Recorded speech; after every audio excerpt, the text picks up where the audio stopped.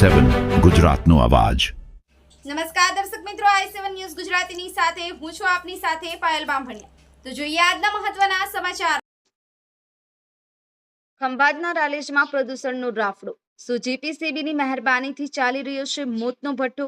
આણંદ જિલ્લાના ખંભાત તાલુકાના રાલેજ ગામમાં ઘોરીવાવ નજીક પર્યાવરણ અને માનવ સ્વાસ્થ્યના ભોગે એક ઈંટ ભઠ્ઠો બેફામ ધમધમી રહ્યો છે।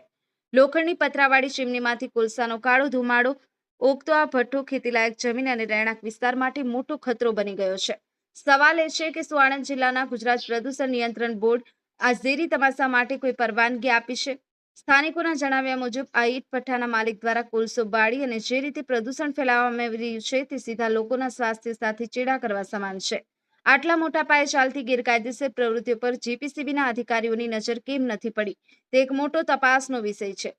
શું ભઠ્ઠા માલિકના અને અધિકારીઓના કોઈ તાર જોડાયેલા છે? આવી લોક ચર્ચાઓએ જોર પકડ્યું છે। સ્થાનિક જાગૃત નાગરિકોએ ચીમકી ઉચ્ચારી છે કે જો સેન્ટ્રલ પોલ્યુશન કંટ્રોલ બોર્ડ અને જીપીસીબી દ્વારા તાત્કાલિક ધોરણે આ ભઠ્ઠા વિરુદ્ધ કોઈ કડક કાર્યવાહી કરવામાં નહીં આવે તો આગામી દિવસોમાં ગાંધી ચિંધ્યા માર્ગે આંદોલન કરવામાં આવશે અને લેખિતમાં ઉચ્ચ કક્ષાએ રજૂઆત કરાશે। હવે જોવાનું એ રહ્યું કે કુંભકર્ણની નિંદ્રામાં પોઢેલું તંત્ર જાગશે કે પછી પ્રજાને પોતાના સ્વાસ્થ્યની રક્ષા માટે જાતે જ મેદાને ઉતરવું પડશે। Bureau chief Narendra Sharma, i7 news Gujarati, Anand.